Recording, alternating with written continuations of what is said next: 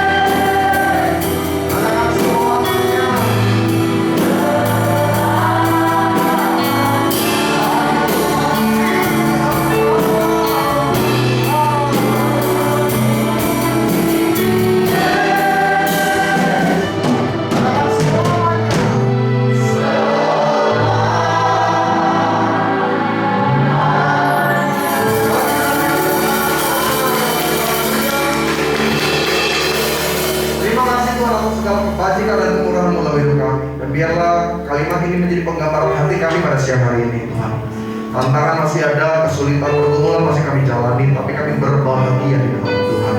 Karena kami tahu Tuhan, Engkau Allah yang memberikan kepastian bagi kami. Engkau Allah yang bahkan tidak pernah meninggalkan kami. Sekalipun kami tidak setia, Engkau tetap setia bagi kami. Siang hari ini, biarlah hadirat Tuhan turun di tempat ini, memberkati relung hati kami pribadi lepas pribadi. Sehingga ketika kami pulang, kami semakin kuat Tuhan. Kami yang terikat bahkan dilepaskan, kami yang bersusah dihiburkan, kami yang putus asa terima pengharapan baru di dalam Tuhan. Hamba doa Tuhan yang kudus kali bibir hamba. Setiap kata, kalimat, ucapan, ayat poin, dan biarlah segala hal yang hamba sampaikan berasal daripada Allah.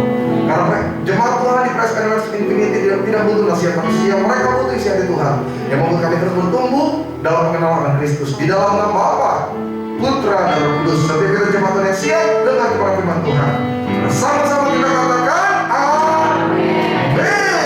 Haleluya, puji Tuhan. Jemaat yang terkasih, silakan duduk. Puji Tuhan. Shalom. Selamat siang saudara, bagaimana kabarnya siang hari ini? Senang sekali kembali bisa berjumpa dengan jemaat-jemaat Tuhan setelah kita libur ya. Sudah berapa minggu kita tidak berjumpa, dan kembali siang hari ini kita bersama-sama ada dalam ibadah di Praise and Worship Infinity. Saya kembali melanjutkan pembahasan khotbah yang sudah saya sampaikan di beberapa waktu yang lalu, kalau saudara bisa ingat atau saudara yang tidak datang, saudara nanti bisa lihat di channel YouTube Praise and Worship Infinity. Saya sedang berbicara tentang peranan wanita dalam keluarga Kristen atau keluarga orang percaya. Beberapa minggu yang lalu saya sudah sampaikan bahwa kehadiran wanita dalam keluarga itu penting, sangat-sangat penting. Bahkan kalau saudara ingat saya sampaikan, kehadiran wanita dalam keluarga adalah rancangan Allah itu sendiri. Allah merepotkan dirinya untuk memberikan jodoh bagi Adam. Tuhan yang buat Adam tertidur, Tuhan yang mengoperasi Adam, mengambil bagian dari tulang rusuknya dan menempatkannya untuk menjadi pendamping seumur hidup. Makanya kalau ada gerakan-gerakan LGBT, kita harus jelas dengan keras menentang bahwa memang ya Tuhan ciptakan itu ya Adam dan Hawa, bukan Adam dan Hartono. Jadi nggak bisa ada excuse. Orang boleh bilang tentang ya tapi kan saya karena lingkungan lah, karena kromosom lah, karena gen, whatever. Orang boleh bilang apapun tentang alasan kenapa dia mau menjadi sejenis. Tapi tidak bisa kita excuse akan hal itu. Kita boleh mengerti posisinya, tapi kita nggak bisa membenarkan perbuatannya. Jadi kalau misalkan orang-orang LGBT mereka mencari pembenaran, nggak bisa. Karena memang dari awalnya yang Tuhan rancangkan itu suami istri, wanita, pria dan wanita. Nah, peranan saudara dalam rumah tangga, karena di Praise and Worship ini dominan adalah ibu-ibu. Peranan kita tuh penting banget. Kenapa kita penting? Karena kita adalah salah satu kunci untuk melihat janji Tuhan yang tergenapi. Sama-sama bilang sama saya, janji Tuhan. Berapa waktu lalu atau saudara bisa kembali lihat di YouTube, saya sampaikan bahwa iman seorang istri itu mengubah keadaan yang buruk dari keluarga. Suami boleh bilang pekerjaannya bermasalah, modalnya habis, usahanya rugi, karirnya di PHK. Tapi kalau istri punya iman dan suami bisa menghargai posisi istri, suami bisa mengerti dan menghormati kehadiran istri dalam keluarga, rumah tangga itu diberkati. Dan fakta yang saya temukan seperti itu. Saya suka ketemu sama orang sukses. Ini saya ngomong apa adanya nih saudara. Saya ngomong sukses gak nanggung ya, benar-benar sukses. Maksudnya dia bisa dikategorikan orang kaya. Dia berhasil, punya aset, punya warisan, dan pokoknya masa depannya baik lah. Rata-rata saya ketemukan laki-laki yang dalam tanda petik ya, kayak takut istri gitu. Dulu saya pikir seperti itu, awal-awal ya. Dulu saya pikir seperti itu. Kok kayak takut istri, padahal saya lihat suaminya sukses, karirnya bagus. Maksudnya dia sebagai laki-laki di tempat di luar, di tempat usahanya, di luar rumah, orang ini dihargai, orang ini ditakuti. Tapi kenapa kalau sampai rumah, kayaknya dia takut sama bininya. Nah sebenarnya yang salah bukan masalah takut tidak takut. Saya akhirnya menemukan jawaban. Ternyata suami-suami seperti ini mereka memang menghormati dan menghargai kehadiran istri. Jadi itu penting. Makanya kalau dalam PA pria atau pendalaman Alkitab pria atau pendalaman iman pria, saya ngomong menghormati istri itu penting. Karena kita nggak bisa lihat istri secara logika. Maksudnya gini, cara istri bertindak tuh seringkali nggak pakai pemikiran seperti layaknya kaum pria. Istri lebih kepada perasaan. Nah kalau suami coba melihat istri hanya dari pemikirannya, dari logikanya, mungkin bisa gagal, mungkin bisa ribut atau beda pandangan. Tapi kalau seorang suami bisa menghargai istri, walaupun mungkin kan seringkali cara pandang istri suka apa ya? Saya kasih contoh pengalaman saya pribadi deh. Terkadang istri saya tuh kalau dia memberikan pandangan tuh suka di luar logika. Contoh, ada jemaat Tuhan dari waktu itu peristiwanya kita baru awal-awal dari Surabaya pindah ke sini lagi. Jadi dari Surabaya pindah ke sini. Saya ambil tempat tinggal di Cipanas. Jadi orang tua waktu itu ada tempat tinggal di Cipanas. Di sini kita belum ada tempat tinggal. Jadi sebelum kita ke Rusun, karena Rusun udah tinggal bertahun-tahun dari Manado, Surabaya. Jadi dalam proses perbaikan, saya tinggal di Cipanas. Ingat betul saya, ada jemaat Tuhan minta saya layani. Saudara tahu nggak di mana tempatnya? Di Serang, Banten. Waduh, kita kan dari Cipanas ke Serang, Banten tuh keburu Tuhan Yesus datang yang kedua kali. Maksudnya jauh sekali gitu. Secara logika, saya mikir, maaf ya, ini saya ngomong apa adanya. Yang ngundang saya juga bukan bukan orang ada, justru dia sedang bermasalah ekonomi gitu. Secara logika, saya datang ke sana banyak ruginya. Pertama, rugi waktu, rugi tenaga, belum ongkos, belum kalau di sana nanti tiba-tiba ternyata keluarganya nggak open sama saya. Jadi suaminya itu Kristen tapi nggak pernah gereja, istrinya panggil sama saya. Istri saya bilang begini, ya udah, kamu mau gimana? Ya ngapain lah, udahlah, nggak apa-apa. Kayak kekurangan pendeta aja di Serang Banten, banyak pasti pendeta di sana. Tinggal ntar aku cari teman sampai yang paling dekat di sana. Terus istri saya doa malam, jam 1 pagi apa jam 5 sore, jam 5 pagi, pokoknya saya udah tidur, dia bangunin, ya kamu pergi aja deh ke sana. Aku bilang, saya bilang ini maksudnya pengen suaminya meninggal kan ya, maksudnya itu kan jauh sekali. Kamu tuh maksudnya apa sih? Yang ini kita di Cipanas maksudnya. Aku suruh jalan ke Serang Banten, kan jauhnya minta ampun itu. Tapi saya bilang, ya kalau kamu tanya aku, ya kamu jalan aja, jangan kasih hamba Tuhan lain. Siapa tahu Tuhan memang mau berperkara. Saya waktu jalan itu nggak masuk make sense saya. Saya sepanjang jalan itu sebenarnya hati saya tuh ngedumel gitu. Ngapain lah saya jauh-jauh amat kayak nggak ada pendeta lain aja. Tapi betul, kalau kita melihat, kalau suami melihat istri hanya dari logika, seringkali nggak masuk akal. Tapi ketika kita memposisikan karena kita percaya, karena kita mengenal apa yang menjadi isi hati Tuhan untuk pasangan kita, nggak akan dipermalukan. Jadi sampai sana ternyata beberapa keluarganya itu yang dari daerah Sumatera itu datang, yang beda iman. Saya cuma khotbah sederhana, semua tahu hasilnya. Beberapa dari mereka, bahkan orang tua dari suaminya yang tadinya nggak kenal Yesus, hari itu bertobat semua. Kenapa? Ya karena memang Tuhan nggak pernah mempermalukan orang-orang yang menghargai setiap kebenaran. Itulah kenapa saya banyak ketemu orang-orang sukses, dia cenderung lebih menghargai istrinya. Karena dia sadar, di balik kesuksesan, di balik keberhasilan ada doa. Jadi ibu-ibu Infinity sekali lagi nih, di part yang kedua saya tekankan, saudara tuh kehadirannya penting dalam keluarga. Jadi jangan cuma karena saya kan cuma istri pendeta, saya kan cuma ngurus rumah tangga, saya kan nggak cari nafkah, saya kan cuma pokoknya nyediain makan, saya bersih-bersih rumah. Salah besar. Saudara harus tunjukkan iman. Yang kedua saya sampaikan di YouTube sudah ada, bahwa kita ini tiang doa. Tiang doa itu penting. Oke, kita mulai lanjut ke dalam perihal tiang doa, karena ada banyak yang kita, ibu-ibu, saudara pasti sering dengar, kamu kan istri, kamu kan harus jadi tiang doa. Pernah dengar istilah seperti itu?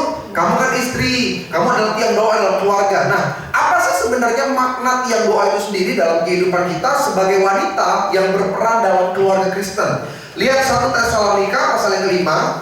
Saudara, saya minta maaf ya, saya agak sedikit sariawan. Dari dulu saya di sariawan. 1 Tesalonika pasal yang kelima, 17 dan 18, 2 ayat saja yang sebagai pembuka kita pada part yang kedua, peranan wanita dalam keluarga Kristen. 1 Tesalonika 5, 17, 18. Saudara sudah di sana? Perhatikan baik Alkitab saudara, dan inilah bagian dari tiang doa. Sudah di sana? 1, 2, iya apa? Tetaplah berdoa, mengucap syukurlah dalam segala hal. Kenapa? Nah, salah satu kebanggaan kita, Bu, dengar baik, jemaat Tuhan di Infinity, salah satu kebanggaan kita sebagai orang percaya itu bukan cuma mengetahui firman Tuhan. Kebanggaan kita bukan cuma mengetahui isi hati Tuhan. Kebanggaan kita adalah ketika kita mengalami. Sama-sama jemaat Tuhan katakan mengalami. Karena iman kita bisa tetap kokoh, tidak mudah digoyahkan oleh kondisi keadaan atau permasalahan, karena kita sudah mengalaminya sendiri. Kalau cuma dengar apa kata orang, kita udah goyah. Kalau cuma dengar kesaksian, mungkin waktu mendengar kesaksian semangat. Contoh, denger gak tadi kesaksian di Infinity? Udah dahsyat ya, udah 15 tahun berkeluarga belum punya keturunan, tapi mereka tetap percaya dan akhirnya punya keturunan. Waktu dengar semangatnya ada. Kenapa? Impartasi. Tapi setelah pulang mengalami langsung, di sini orang suka goyah. Ya mungkin Tuhan memang cuma memberkati keluarga orang itu kali. Ya kalau kita mah beda, kita kan bukan orang yang kayak mereka yang sungguh-sungguh. Disinilah iman kita selalu kehilangan momen untuk meraih janji Tuhan.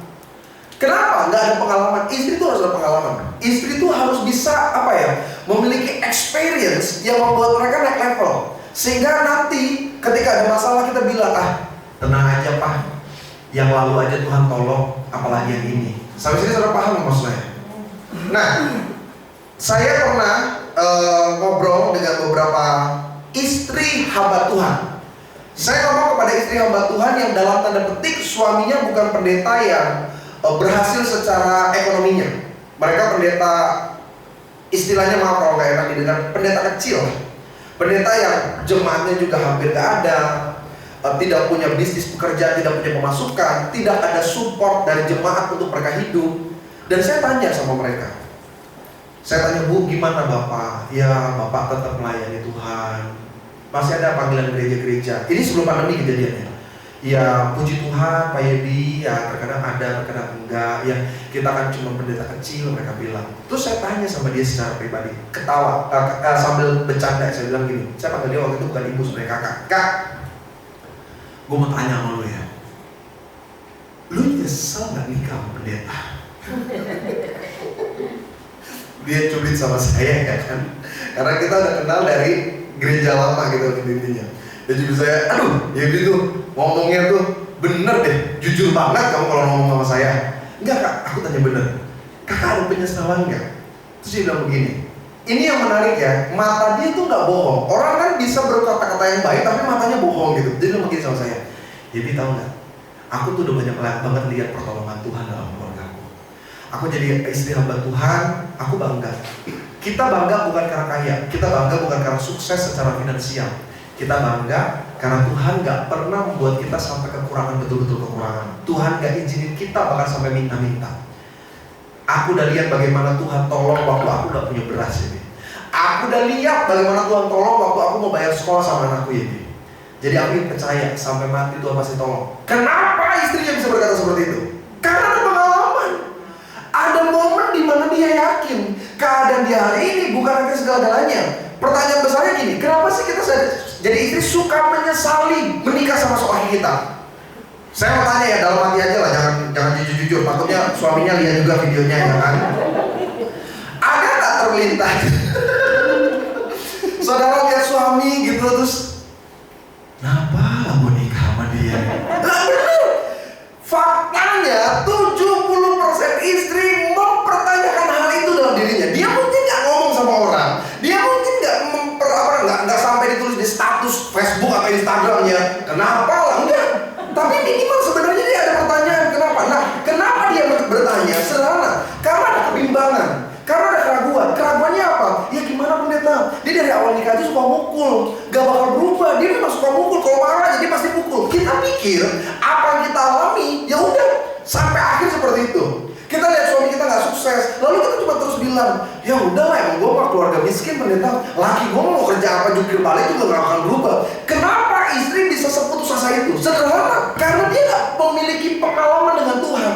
Sulit untuk dia berucap dengan iman, sulit untuk dia memperkatakan masa depan yang lebih baik, karena dia sudah terkunci, dia sudah terikat oleh kenyataan realita hidupnya. Dia bilang, ya laki gue memang gak takut Tuhan pendeta, laki saya memang gak menghargai saya, laki saya memang jahat orangnya. Jadi kita berpikir, ya udah pasrah aja, memang ini takdir hidup saya. Salah besar. Rancangan Tuhan bukan kecelakaan, rancangan Tuhan damai sejahtera. Dan gimana caranya kita memiliki pengalaman dengan Tuhan yang membuat kita yakin bahwa masa depan kita pasti, masa depan kita itu indah, happy ending hidup kita.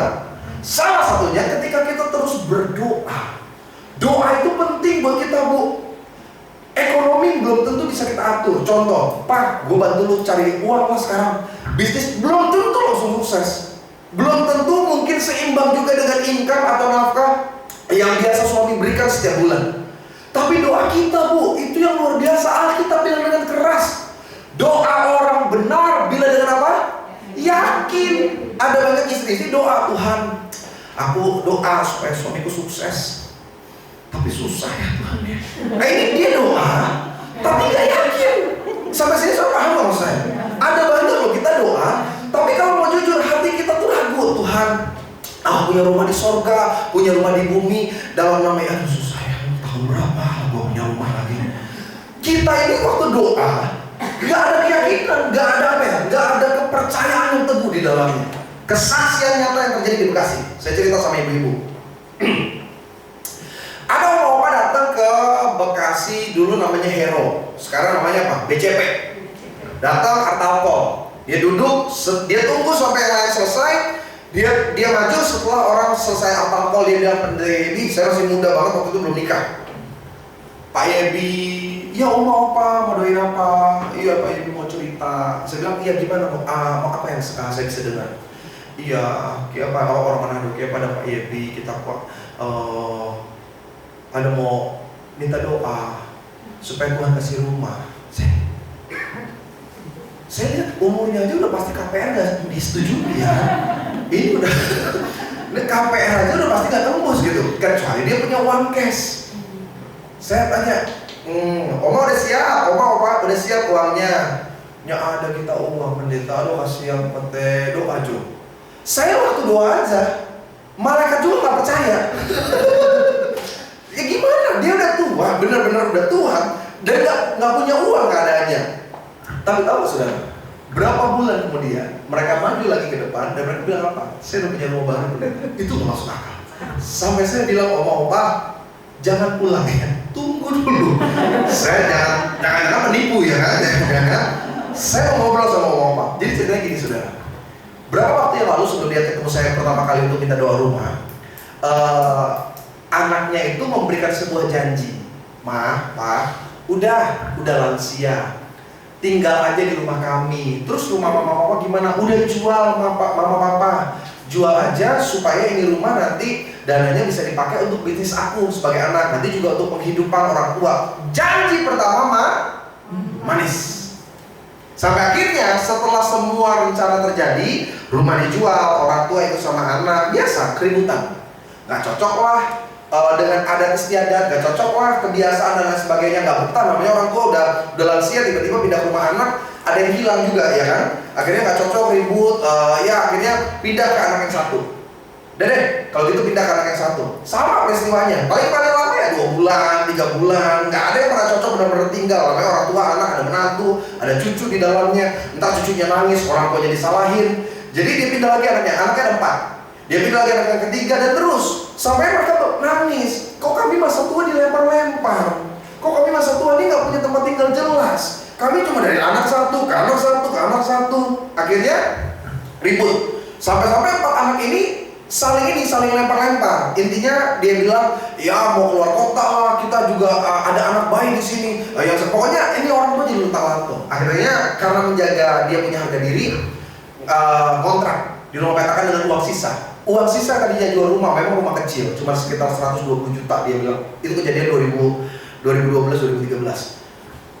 120 juta kalau saya nggak salah ingat. Ya pokoknya udah habis. Usahanya juga nggak tahu lah modalnya gimana, tinggal sisa sekian juta. Akhirnya kontrak rumah petakan di daerah Bekasi Barat. Setiap hari suaminya stres, makin lansia, nggak punya pekerjaan. Hidup cuma tinggal menunggu bulanan dari anak-anak. Suaminya mulai stres, disitulah mulai sakit, berat badan turun. Tapi istrinya seorang oma yang dia nggak punya kemampuan lebih, tapi mulutnya berkata-kata terus kepada Tuhan. Doa, Tuhan, aku mau punya rumah tempat tinggal. Aku mau punya tempat tinggal yang baik. Saudara tahu nggak? Setelah didoain sama saya, memang nggak langsung terjadi perubahan. Oma ini terus berdoa ya, didoakan juga dengan hamba-hamba Tuhan lain. Tiba-tiba pembeli rumah yang sebelumnya itu datang ke kontrakan opa ini. Bingung kenapa? Dipikir mau komplain. Pemilik rumahnya bilang begini, Opa, saya nggak tahu ngomongnya, tapi di hati saya terus ada suara untuk saya ngembaliin rumah Opa. Opanya bilang uangnya nggak ada, udah habis. Kalaupun ada tinggal buat hari-hari kami nggak sanggup bayar lagi rumahnya. Nggak apa-apa Opa, udah deh, gini aja deh, saya serahin sudah, bener-bener diserahin sudah, bener-bener diserahin tanpa ada dikembalikan satu perak pun. Itu kesaksian nyata. Dan ketika dia sampai ke rumahnya, itu rumahnya udah direnovasi, udah dipasang AC, udah ada kulkas, dan semua yang udah di rumah itu nggak diambil lagi sama pembeli sebelumnya. Itu yang saya bilang. Seorang istri yang menjadi tiang doa. Saya tanya suaminya usaha apa? Enggak stres ya Pak. Hampir mau kena stroke jangan-jangan, atau mau kena serangan jantung, berat badannya udah turun, tapi istrinya selalu bilang, Pak ayo kita ke gereja, Pak ayo kita berdoa. Kalaupun si Opa nggak berdoa, Oma tetap berdoa. Why? Karena dia doa. Sampai sini saudara mengerti nggak maksud saya? Keajaiban, hal-hal yang luar biasa, mujizat bisa terjadi kalau engkau menyadari betapa pentingnya peranan wanita dalam keluarga Kristen. Jadi saudara ini jangan pernah anggap doa itu sebagai sebuah rutinitas. Ya udah, yang penting Tuhan terima kasih Tuhan udah mau tidur, berkati atau pindah, berkati anak suami. Nih ibu-ibu di Infinity, mulai nih ambil jam doa. Pak, susah, minta ampun saudara. Ada doa dalam kepercayaan yang lain tuh intinya gini. Kalau kita doa di saat orang tertidur, kita doa di saat orang terlelap, itu doanya tuh lebih mujarab, doanya tuh lebih didengar lah. Tapi sebenarnya bukan masalah jamnya. Ada cuma bilang gitu, oh berita kalau itu jam berapa? Saya catat deh. Kalau saudara melakukan hal seperti itu, saya mau bilang akan bertahan paling cuma 1 bulan, paling hebat udah 2 bulan. Kenapa? Kita lakukan sebagai sebuah syarat. No, engkau lakukan sebagai sebuah kesadaran. Makanya dikatakan begini, tetaplah berdoa, keep praying, mengucap syukurlah dalam segala hal, sebab itulah yang dikehendaki Allah. Sebelum kita minta sama Tuhan, Bu, dengar baik nih, sebelum kita doa tentang rencana, tentang permohonan, tentang kerinduan kita, mulai dulu dengan ucapan syukur. Banyak ibu-ibu doa tapi sakit hati. Tuhan, hobi saya begini, rumah saya begini. Alkitab katakan tetaplah berdoa, mengucap syukur dalam segala hal. Everything, apapun yang kau alami, apa yang kau miliki, apa yang kau hadapi, bersyukur. Why? Sebab itulah yang dikehendaki Allah. Jadi penting nih doa dalam ucapan syukur. Sebelum kita cerita curhat keadaan, bahkan sebelum tetes air mata kita menunjukkan betapa tertekannya kita, mungkin mulai dulu dengan mengucapkan syukur. Tuhan, terima kasih untuk suamiku. Susah loh. Kalau kita mengucap syukur untuk suami yang gajinya 150 juta per bulan, gampang. Tuhan, suamiku berkati, sehat, jangan dipanggil mati Tuhan. Barusan transfer lagi 30, katanya buat beli tas. Haleluya. Tapi kalau punya suami gaji di bawah UMR, Tuhan, memang surga itu tempat yang indah. Bawalah suamiku ke sana Tuhan. Karena firman Tuhan berkata, janda yang ditinggal mati masih bisa kawin lagi. Ini terbaik nih, ibu-ibu yang terkasih nih. Kalau kita mau berdoa, mulailah dengan ucapan syukur.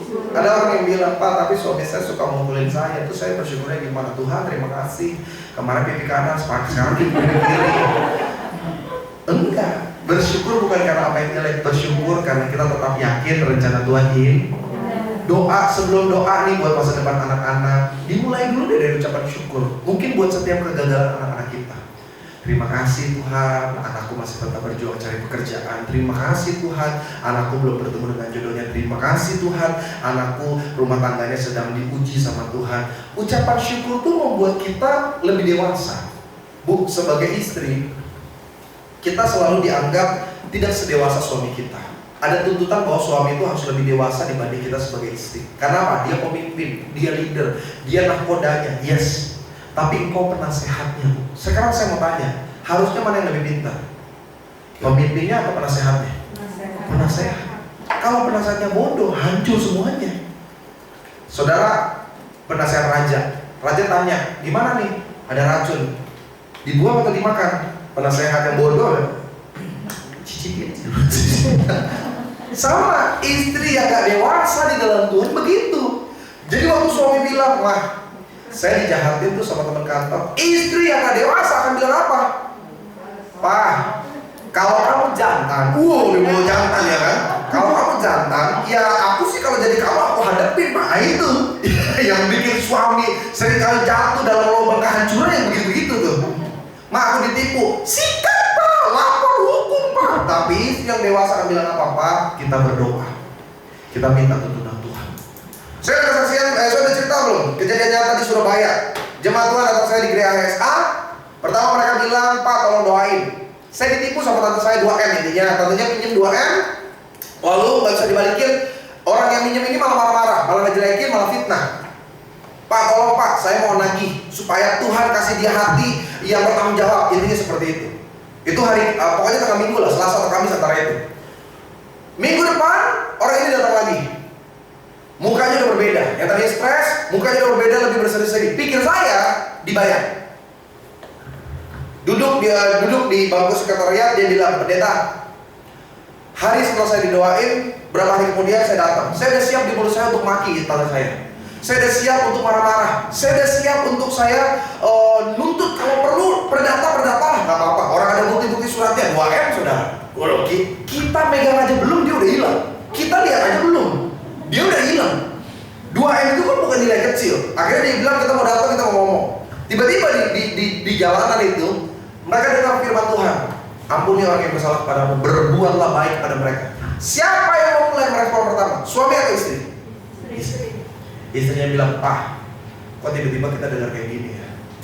Udah deh Pak, berhenti dulu mobil sebentar." Mereka doa, nangis, suaminya nangis. 2M? Emang ini nilainya kecil? Dan kita punya hak secara hukum untuk rebut apa yang menjadi milik kita. Istrinya bilang apa? "Pak, kita minta Roh Kudus ya, Tuhan yang tuntut." Waktu ketemu tantenya yang tadinya siap maki, siap merendahkan, siap mengancam, tiba-tiba mulutnya menjadi perkataan berkat. "Ya udah tante, kalau tante belum ada ya udah, kita ikhlas deh. Tapi nanti kalau tante udah ada berkatnya, kalau tante sayang juga sama kita karena kita keluarga, tante boleh deh cicil." Udah pulang, waktu pulang nangis suaminya, "Lupa, aku kerja capek." Tapi tangan istrinya bilang apa? "Pak, percaya Tuhan tolong." Pertanyaan saya sederhana, apa langsung Tuhan tolong? No, terus hari-hari itu dilewati dengan berat, tapi istrinya terus berdoa. Dan apa yang terjadi? Suaminya dapat proyek, keuntungannya 20M, keuntungannya 20M. Dia hilang 2M, Tuhan kembalikan 20M sebenarnya. Why? Karena ada seorang istri yang membawa shalom atas keluarganya. Bisa bayangin nggak kalau istrinya kayak saudara? "Mah, ini ada khotbah, kalau kita harus ampuni berat." Matiin Pak, matiin. "Papa udah siap benda tajam?" Kalau saudara coba ya gini, dari peristiwa nyata ini, coba deh posisi kalau kita jadi istrinya, kira-kira reaksi kita seperti apa? Nah, kalau saudara udah pilih, nah ini yang harus dirubah dalam kehidupan keluarga kita hari ini. Kalau kita tipe istri yang gampang marah-marahin, "Iya Pak, hajar aja Pak, pukul aja," itu gak kacau. Engkau gak dewasa. Kenapa gak dewasa? Karena gak hidup dalam tiang doa. Kalau kita tiang doa, kita nih ngerti nih bagaimana mengucap syukur bukan hanya dalam perkara yang baik, tapi juga mengucap syukur dalam keadaan-keadaan yang menyakitkan, untuk bisa berkata, "Tuhan, Engkau baik," dalam setiap tetes air mata kita. Itu yang luar biasa. Ngelihat suami itu jadi gak ada penyesalan. Lihat suami itu kayaknya syukur, "Tuhan terima kasih. Aku percaya Tuhan berikan aku tugas, tanggung jawab untuk mengubah suamiku, untuk membawa suamiku ke dalam jalan kebenaran, untuk membuat suamiku mengenal kepada Kristus." Itu seorang istri yang dewasa. Tapi istri yang gak dewasa, dia cuma terus bersungut. Ganteng juga enggak. Aduh, pada bau lagi makan mulutnya, jorok, makannya banyak, mulutnya kasar. Duh Tuhan, buta kali gue dulu nih. Bener, kalau saudara suka maaf banget. Makanya kenapa banyak suami-suami gak setuju istrinya nonton artis Korea. Karena bukan cuma antara langit dan bumi, tapi sorga dan neraka ya. Kita kalau melihat cowok yang opa-opa di Korea itu udah tinggi, kulitnya putih bersih, jantan, nggak cerewet lagi ya kan?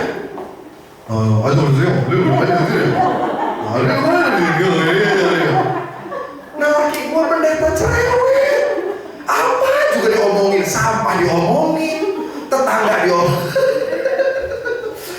Kenapa? Ya karena memang laki kita tuh nggak sempurna. Keluarga kita menjadi sempurna ketika kita bisa berkata, "Tuhan, terima kasih." Jadi memang yang doa itu penting. Kenapa? Peranan kita sebagai wanita dalam keluarga Kristen adalah tetap berdoa. Sama saya berdoa. Nah, ada empat poin yang saya mau bagikan. Kenapa sih kita tetap menjadi tiang doa? Karena ada orang bilang begini, "Pendeta, kalau kita berdoa, kapan sih sebenarnya Tuhan akan menggenapinya?" Itu kan pertanyaan yang paling klise. Orang paling banyak tanya, "Pendeta, kita tuh doa sampai kapan? Kita tuh doa seperti apa?" Sebenarnya begini, doa itu tidak ada syarat pastinya. Doa kita sebagai orang Kristen tidak ada rumusnya. Doa kita adalah hubungan pribadi antara orang percaya kepada Tuhannya. Kita manusia kepada Sang Khalik. Kita nggak ada aturan harus pakai jubah baju apa. Kita nggak ada aturan harus mengarah ke arah mana. Kita nggak ada aturan mana dulu yang diucapkan, dibuka dengan kalimat apa, diakhiri dengan tidak ada. Doa Kristen adalah hubungan nyata pribadi, sama seperti wanita yang pendarah itu. Doanya cuma sederhana, asal ku jamah saja jubah-jubahnya, aku sembuh. Pertanyaan saya, yang menyembuhkan siapa? Yesus berkata, siapa yang menjamah aku? Murid-murid protes. Ini Yesus nih ngelawak atau gimana? Guru, kan kita berdesak-desakan, semua orang juga nyentuh, saya juga nyentuh nih. Tapi dia bilang, ada yang menjamah aku. Kenapa? Karena iman wanita ini mengubah keadaan yang tidak mungkin menjadi mungkin. Saya mau tanya, apakah mujizat terjadi karena jubah-jubah Yesus? Tidak, karena dia berucap dengan yakin dan percaya. Itu yang saya katakan, doa istri, peranan engkau dalam rumah tangga bukan karena kalimatnya saudara bagus, bukan karena kita mampu menyusun setiap kata diuntai dengan kata lain sehingga doa kita tidak. Seringkali kita doa nih Bu, saking beratnya beban, I don't know, mungkin dengan suami, mungkin dengan orang tua, mungkin dengan mertua, mungkin dengan anak, mungkin dalam hal ekonomi. Saking beratnya beban yang sedang kita hadapi, kita udah gak bisa ngomong lagi. Kita cuma bisa tetes air mata aja. Kita udah bilang, wah. Saya mau tanya, Tuhan ngerti gak? Tuhan tahu persis sampai dalam setiap kejadiannya detail. Tapi yang menjadi inti adalah isi hati kita. Nah, ada 4 poin yang saya catat. Yang pertama, bagaimana doa kita tetap menjadi tiang doa. Sebagai wanita yang berperan dalam keluarga Kristen, ketika kita tetap percaya dan memegang janji Tuhan. Sama-sama bilang sama saya pegang janji Tuhan. Ku percaya janjimu ajaib, terukir dalam kehidupanku. Ku berserah di dalam kekuatanmu, hanya kau segalanya bagi. Jadi memegang janji Tuhan itu penting. Makanya Paulus pernah bilang begini, apa yang baik, apa yang manis, apa yang mulia, pikirkanlah semuanya itu. Jadi seorang istri yang ikut ibadah Infinity, istri yang ikut ibadah-ibadah online, whatever, apapun firman yang kau dengar, remakan itu dalam hati saudara. Atau di Infinity saya lihat banyak, saya lihat suka banyak catat. Waktu saudara lagi ada tantangan, mungkin catatan itu bisa kembali mengingatkan kita. Catatan itu bisa kembali menggugah hati kita. Catatan kita itu bisa kembali menegur kita untuk kembali dalam tracknya Tuhan. Waktu kita putus asa, waktu kita kecewa, waktu kita hilang harapan, apapun yang menjadi janji Tuhan, Alkitab katakan iya dan amin. Kita ini terbiasa dibohongi oleh orang-orang di sekitar kita. Dan yang paling banyak bohong adalah orang yang paling kita sayang. Pak, udah mau Natal nih, beli dong baju baru. Udah, mama lihat-lihat aja. Dia nggak bilang beli kan, lihat-lihat aja. Jadi kalau laki saudara bilang, ya udah, mau pilih-pilih aja. Pak, pilih dan beli atau pilih dan bayangkan, itu beda. Pilih-pilih dan bayangkan dari beli. Karena suami itu nggak kayak Tuhan Yesus. Suami itu kalau janji pada saat momennya manis. Aku janji aku akan jadi suami yang lebih baik. Aku nggak akan lagi pukul kamu, mah. Manis, ya kan? Kita percaya pukul, ribut berikutnya. Dia pukul lagi. Mah, kamu nggak suka sama aku apa sih? Aku tuh nggak suka sama kamu. Kamu tuh kalau ribut apa selalu dia bilang aku goblok. Kamu selalu udah bilang aku tolol. Aku nggak suka apa? Kamu kalau marah-marah aja. Ya udah mah, aku janji. Pokoknya kalau misalkan aku marah, aku nggak akan bilang tolol. Saat itu manisnya minta ampun. Tunggu ribut lagi. Kamu tuh istri kokon. Kok udah begitu? Bukan tolol kan? Bukan goblok kan? Kokon. Tapi Yesus tidak sama dengan suami. Yesus kalau janji, Tuhan Allah kalau Gusti kita nih, Gusti Allah kalau janji, dia nggak beringkar. Kalau dia sudah berkata terjadi, maka sesulit apapun kenyataannya akan tetap terjadi. Itu harus kita ingat. Jadi nggak ada lagi pikiran bahwa kayaknya nggak mungkin sembuh, kayaknya nggak mungkin berubah, kayaknya nggak mungkin diberkati. Tidak, kita pegang janji Tuhan. Itu yang membuat kita terus berdoa. Kenapa? Doa kita berpengharapan. Doa kita tuh semangat. Kita tahu Tuhan, saya belum melihat nih, saya belum ada tanda-tanda nih perubahan, tapi aku tetap percaya kuasa-Mu akan tetap dinyatakan. Jadi yang pertama, kenapa kita sebagai istri tetap harus menjadi tiang doa. Peranan kita sebagai wanita dalam keluarga Kristen. Yang pertama, karena kita pegang janji Tuhan. Saudara punya anak, dari awal dia lahir, rancangan kita sebagai ibu nih, saya mau tanya, bagus atau jelek? Nggak ada ibu yang bilang, sayang, jadi tukang sapu lah ya kamu ya kan? Nggak ada. Pasti bagus. Jadi pramugari kek, jadi pebisnis kek, jadi pendeta kek.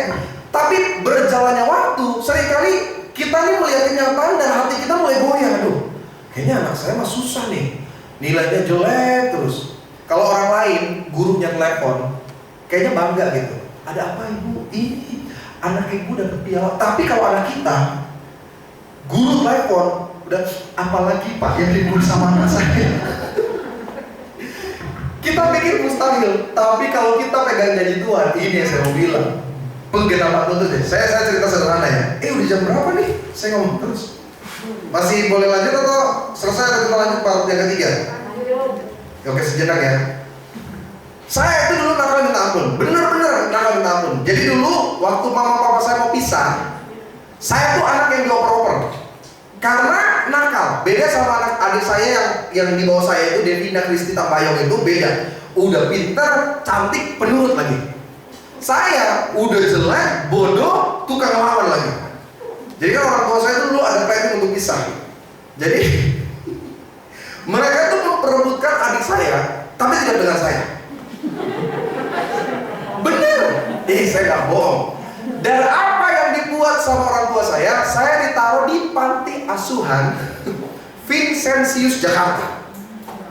Karena orang tua saya pikir ini anak ini pasti keturunan setan. Karena nakal sekali. Ya bapak emak saya juga setan mungkin.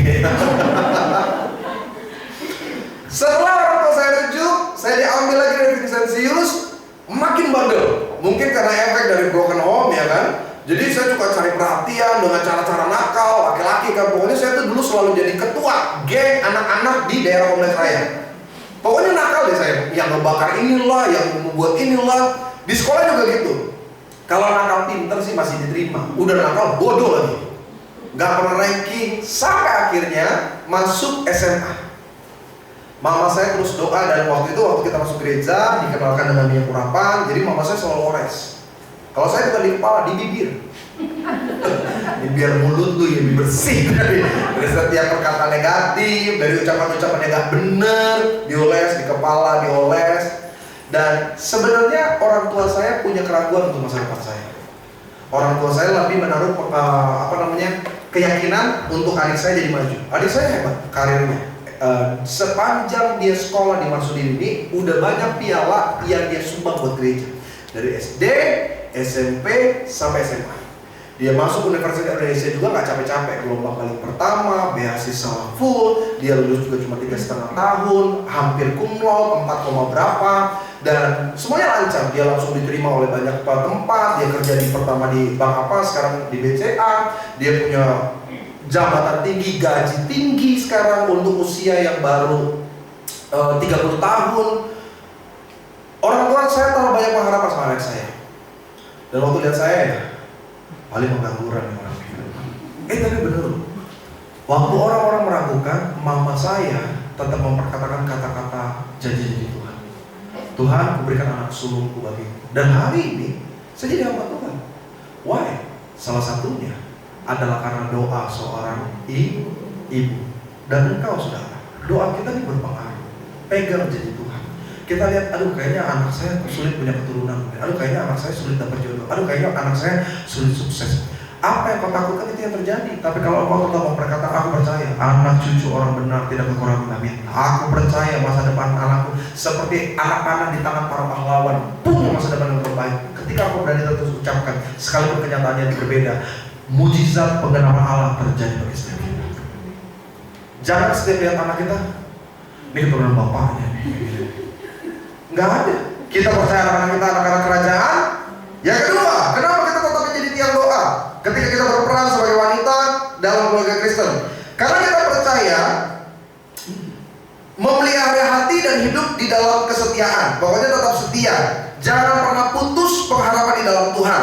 Ada banyak ibu-ibu karena beratnya pergumulan persoalan, akhirnya dia berhenti berdoa, dia berhenti beribadah, dia berhenti mengenal Tuhan. Jangan. Makanya di Infinity salah satu konsep atau rencana kedepannya Infinity Trinity itu memulihkan banyak wanita, memulihkan banyak istri, memulihkan banyak hati ibu-ibu. Supaya apa lagi? Melekat kepada Tuhan. Yang tadinya udah mulai berhenti berharap, yang tadinya udah hidup dalam keputusasaan, yang tadinya berpikir ya udah ini takdir saya. Tapi di tempat ini kita kembali mengingat nih, kesetiaan kita dalam mengiring Tuhan tuh berkat, bukan tujuan. Berkat itu adalah reward. Berkat mujizat adalah reward. Janji Tuhan yang pasti terjadi. Sama-sama bilang sama saya pasti. Tapi yang tidak pasti itu kesetiaan kita. Tuhan tuh selalu setia. Pertanyaannya, kita setia nggak? Ya saya setia karena saya diberkati. Semua orang bisa lakukan. Tapi ketika seperti Habakuk berkata, tidak ada domba di kandang, tidak ada kambing, pohon anggur mengecewakan, pohon zaitun mengecewakan, masihkah kau tetap setia? Makanya saya suka lagu zaman dulu. Saya mau iring Yesus, saya mau iring Yesus sampai selama-lamanya. Di kalimat yang saudara pegang, meskipun saya susah, bukan cuma susah, menderita dalam dunia. Kata menderita itu berat, saudara. Kata menderita itu seperti kita minta dan Tuhan gak pernah kasih. Kata menderita itu seperti kita berteriak, Tuhan tolong, tapi tidak ada pertolongan. Tapi janji kita di kalimat terakhirnya, saya mau iring Yesus sampai selama. Yang ketiga, bagaimana kita tetap menjadi tiang doa? Tadi sudah sempat saya singgung, dengan mensyukuri saat-saat menanti janji Tuhan. Waktu adalah musuh untuk melihat mujizat. Karena ada orang bilang begini, pendeta, saya bingung deh. Ada orang sekali perjamuan, mujizat terjadi loh pendeta. Ada orang pakai minyak urapan cuma seoles, mujizat terjadi. Saya minyak urapan dari Bertolli, apalagi yang saya pakai itu, Vilma, pokoknya semua jenis minyak saya campur bimole, nggak ada perubahan pendeta. Saya tuh perjamuan dari yang cuma pot kecil sampai pakai gelas bir pendeta, nggak ada perubahan. Waktu Tuhan tuh nggak pernah ada yang tahu. Ada orang punya keturunan hanya dalam waktu sekian bulan. Tapi yang menyakitkan, terkadang ada beberapa pasangan suami istri harus menunggu bukan cuma tahunan, bukan cuma belasan, bahkan mungkin puluhan. Tapi yang menarik bagi kita istri-istri, tetaplah bersyukur untuk momen-momen penantian. Ketika kau ribut sama suami, ketika kita cekcok sama mertua, sama anak, tetap bersyukur. Nikmati proses Tuhan dengan ucapan syukur. Yang ketiga, yang terakhir, yang keempat, yang terakhir, bagaimana kita tetap menjadi tiang doa? Jawabannya sederhana, dengan tetap bersemangat. Sama-sama bilang sama saya, bersemangat. Passion membuat kita mampu menyelesaikan pertandingan sampai akhir. Passion, saya sudah pernah jelaskan berkali-kali, seorang olahragawan yang biasanya bisa menyelesaikan pertandingan, mereka bukan cuma berbicara tentang skill, mereka bukan cuma berbicara tentang teknik, mereka juga berbicara tentang motivasi. Karena terkadang ketika mereka bertanding, mereka tahu lawan yang mungkin punya teknik dan skill lebih dari mereka. Tapi kenapa mereka tetap bertanding? Motivasi, passion, semangatnya harus ada.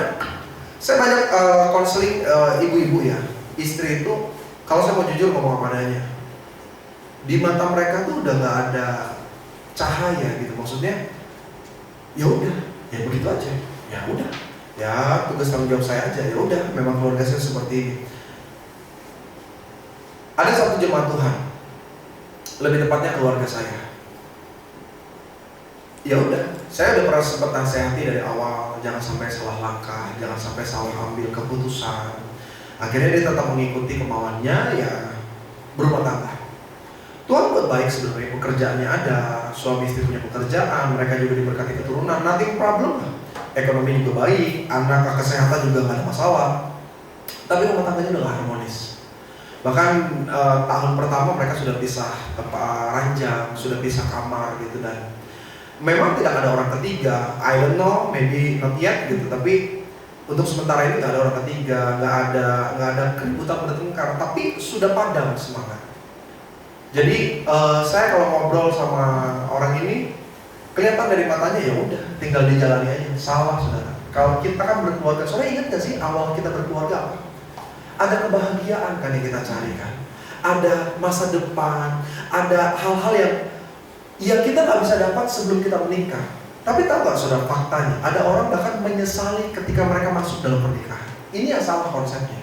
Dan yang paling dasar apa? Semangatnya hilang untuk berumah tangga. Ya udah, kalau memang Tuhan bilang nggak boleh cerai, ya udah.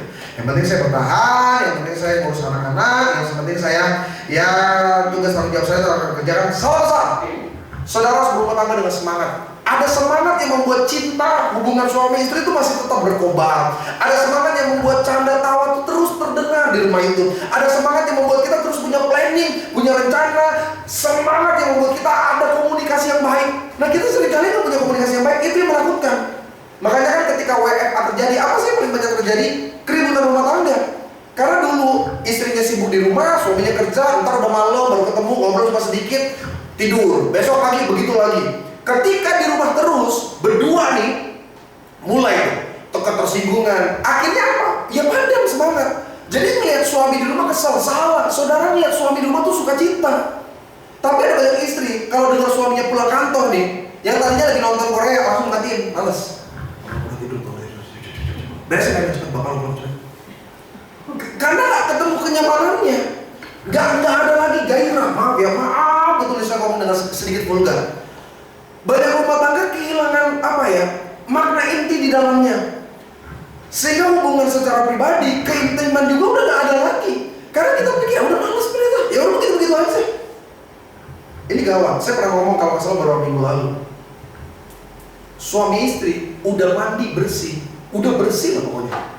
Kayaknya untuk bisa memiliki keintiman udah gak ada lagi, males. Tapi kalau sama selingkuhan biar jorok jigongan itu mantap rasanya. Itu setan. Nggak bisa ngomong apa adanya, itu setan. Setan yang membuat padam passion, semangat kita. Itu yang membuat istri akhirnya bilang, ya udah saya doa juga gak ada perubahan, engkau kehilangan semangat.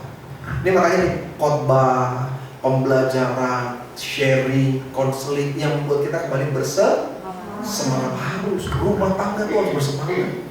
Tapi pendeta, ada orang bilang nanti kalau pernikahan udah masuk tahun yang ke-10 katanya akan begini. Kalau udah masuk pernikahan yang ke-15, kalau udah 20 tahun menikah katanya begini. Setan yang ngomong. Rancangan Tuhan untuk keluarga kita bukan kecelakaan, melainkan damai sejahtera. Harus ada semangat di dalamnya. Kemesraan itu bukan karena kesempurnaan. Kemesraan itu karena cinta agape. Bukan karena apa yang baik saya terima makanya saya baik, tapi sekalipun saya disakiti tapi saya tetap mengasihi. Itu agape, saudara. Itu harus ada dalam keluarga kita. Itu yang membuat kita terus berpengharapan teguh. Semangat kita terus berkobar. Ada banyak istri ngajak suami cuma 1-2 minggu. Ayo Pak gereja, lu aja sana jalan. Ayo Pak gereja, udah lu sana sendiri. Besoknya udah gak mau diajak, gak apa-apa pendeta. Suami saya gak mau, salah besar. Harus tetap punya spirit, harus punya semangat. Sebelum kita bawa perubahan di luar, bawa dulu perubahan di dalam. Saudara gak usah bicara tentang bangsa-bangsa deh, rumah tangga aja dulu. Kita punya semangat untuk mempertobatkan orang, tapi kenapa kita sulit banget punya semangat untuk mempertobatkan pasangan kita sendiri? Karena memang udah gak ada semangat, udah padam apinya. Kita menutupi kesalahan kita dalam rumah tangga dengan pelayanan di luar. Kita pikir pelayanan kita berkenan di hadapan Tuhan. Ya sudah apa? Ada banyak orang pada akhir zaman berkata, aku lakukan A, B, C, D. Tapi Tuhan berkata, aku tidak mengenal engkau. Karena perjanjian lama sudah katakan, sebelum kau datang kepada Tuhan dan membawa korban persembahanmu, berdamailah dulu dengan saudaramu, dengan keluargamu. Jadi saudara gak usah bicara tentang pelayanan dulu lah. Ngomong aja dulu di rumah. Sulit gak? Minta ampun saudara. Tapi kalau saudara sudah mengalami pemulihan, semangat saudara tetap berjuang untuk membawa suami masuk ikut sama Tuhan, lihat ya, pelayanan kita juga udah gak ada beban. Pelayanan kita tembus aja. Kenapa saya bisa bicara seperti ini tentang keluarga? Kalau saya ribut, kalau saya rumah tangga gak harmonis, kalau saya gak mempraktekkan, pasti saya bisa dicecar sama istri saya. Besok-besok istri saya bikin status, berkhotbahlah seperti kenyataan itu. Karena kasus, bener banyak pendeta kayak gitu. Dia bawa di gereja mantap luar biasa. Tiba-tiba istrinya datang berteriak, penipu, mati gak? Tapi kita, ini jangan sampai nih ya. Nanti ada suami yang telepon ke buat kelas, Bu, itu istri saya mau jadi pelayanan deh. Pelayanan sampai ke sana kemari ngedoain orang di rumah itu. Peranan wanita dalam keluarga Kristen itu penting untuk menyatakan iman, untuk menjadi tiang doa. 4 poin. Yang pertama, kenapa kita tetap menjadi tiang doa? Memegang janji Tuhan dan tetap percaya. Yang kedua, memelihara hati untuk hidup dalam kesetiaan. Yang ketiga, mensyukuri saat-saat menanti janji Tuhan. Dan yang keempat, tetap bersemangat. Kita beri kemuliaan bagi Allah kita. Haleluya. Sekarang worship leader, singer, pemain musik boleh maju ke depan.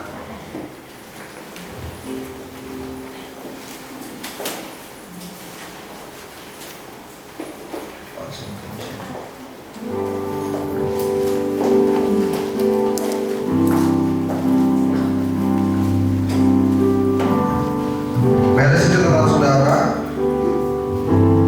Jika sudah selesai membereskan, saya ulang sekali kita masih berdiri. Terima kasih. Bersama-sama kita tutup mata di hadapan Tuhan. Kuasa-Mu terlebih besar. Amin. Tuhanku terlebih besar. Tak pernah terlambat.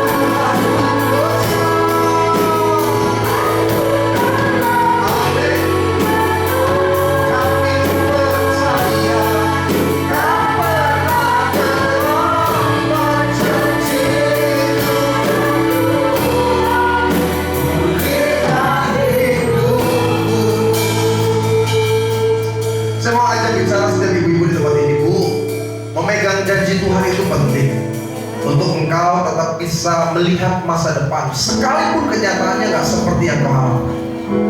Ada banyak kita kalau mau jujur, kita lebih mudah bersungut daripada kita bersyukur. Kita bersungut tentang segala hal, padahal kita katakan bersyukurlah yang Tuhan kehendaki dalam kehidupan kita.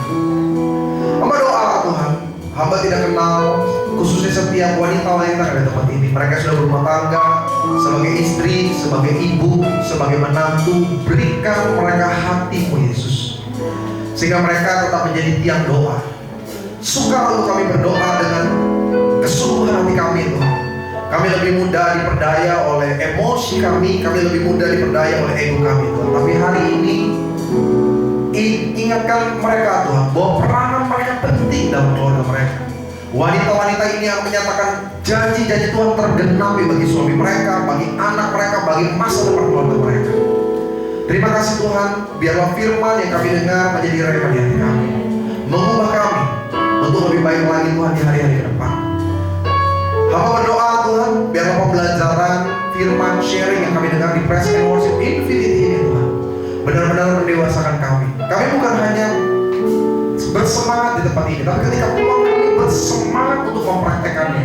Keputusasaan kami diganti dengan semangat untuk mengirim Tuhan.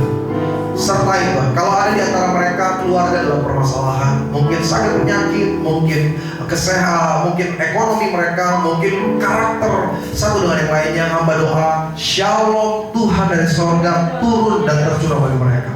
Di dalam nama Bapa, Putra, Kudus, diberkatilah setiap kami. Bersama jemaat Tuhan kita katakan amin, haleluya. Kita akan masuk ke dalam perjamuan kudus. Bapak Ibu yang terkasih, boleh mempersiapkan hosti dan anggur yang sudah disiapkan.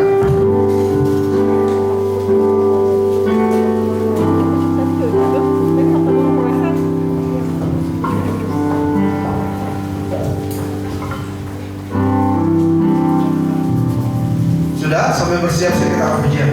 Oleh kuasa darah-Mu, karena tebus dosa-Mu. Katakan kekudusan-Mu. Kekudusan-Mu mengikuti-Ku. Kasih-Mu Tuhan, kasih-Mu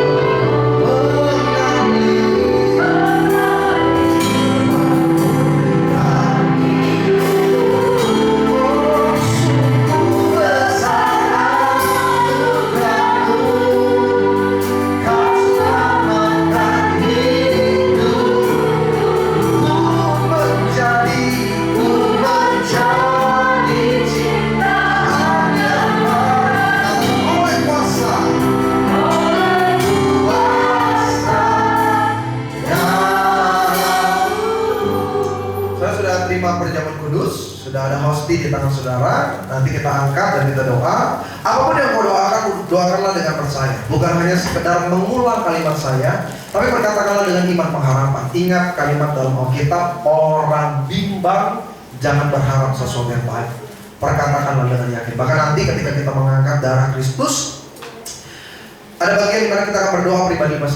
Doa dengan sungguh saudara. I don't know, mungkin untuk apa yang hari ini kau dengar dari firman, kita harus lebih baik lagi menjadi istri, kita menjadi pasangan yang lebih baik, menjadi ibu yang lebih baik, menjadi menantu yang lebih baik. Peranmu penting. Dan biarlah rencana Tuhan yang indah tergenapi melalui hidup saudara. Doalah buat pasanganmu, maybe untuk anak-anakmu, bahkan untuk orang yang menyakiti. Kalau engkau sedang punya masalah sakit penyakit, engkau sedang punya masalah perekonomian, doa. Percaya Tuhan gak pernah mempermalukan kita. Angkat roti dari kepala, siapkan hati. Bersama dengan saya dalam nama Tuhan Yesus Kristus, inilah roti yang turun dari sorga. Inilah tubuh Tuhan Yesus yang tergantung di atas kayu salib. Yang pertama, yang memberi kami, keluarga kami hidup kekal di kerajaan sorga. Yang kedua, yang menyempurnakan tubuhku, jiwa dan rohku, kami bersama keluarga akan dibangkitkan pada hari kiamat. Yang ketiga, tubuh Kristus yang ditombak tertikam di atas kayu salib dalam nama Yesus, agar kami bersama keluarga diberkati sehat karena segala kutuk sakit penyakit, penderitaan jasmani, setiap kondisi hari ini sudah disembuhkan. Kami tolak setiap celaka mara bahaya. Kami doa di mana melangkah, di mana berada, dijaga, dilindungi malaikat Tuhan. Kami beriman, kami percaya pandemi ini tidak merusak hidup kami. Sakit penyakit yang disebabkan oleh COVID kami tolak dalam nama Yesus. Kami diberkati hari ini, besok, sampai selama-lamanya.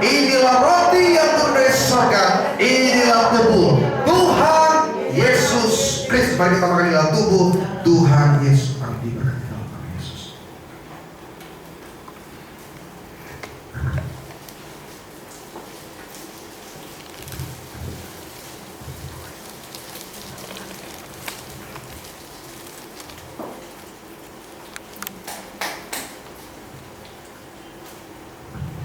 Bersama jemaat Tuhan kita angkat dari besi di atas kepala. Taruh iman, pengharapan bahwa apa yang kau doakan sudah kau pegang di tanganmu. Ada kesembuhan di tangan saudara, ada keberhasilan, ada pemulihan, ada jalan keluar. Rebut dengan iman saudara.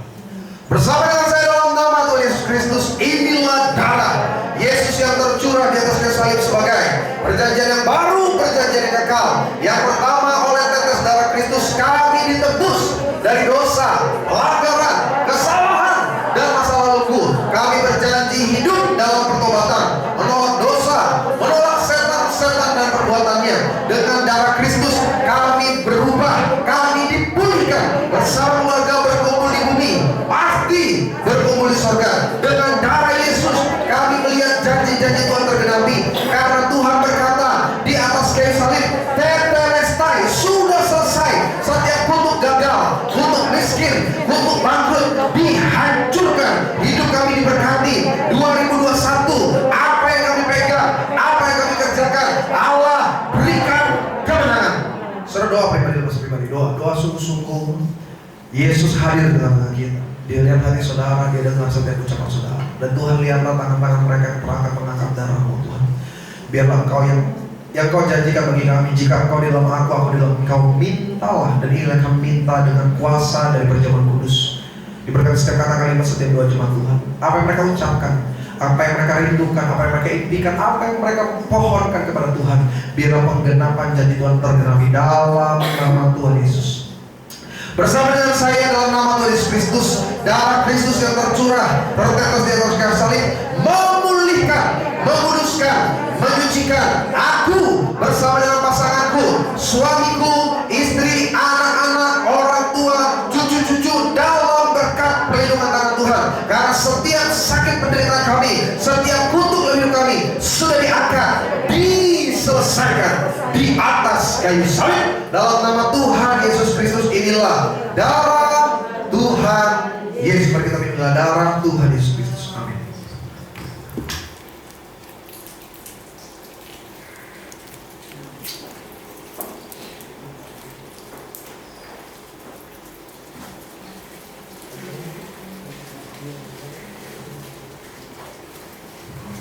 Kita akan masuk ke dalam doa syafaat.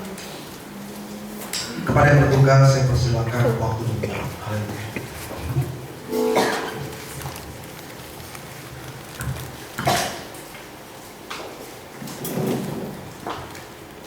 Terima kasih Pak Ewi sudah mendengarkan.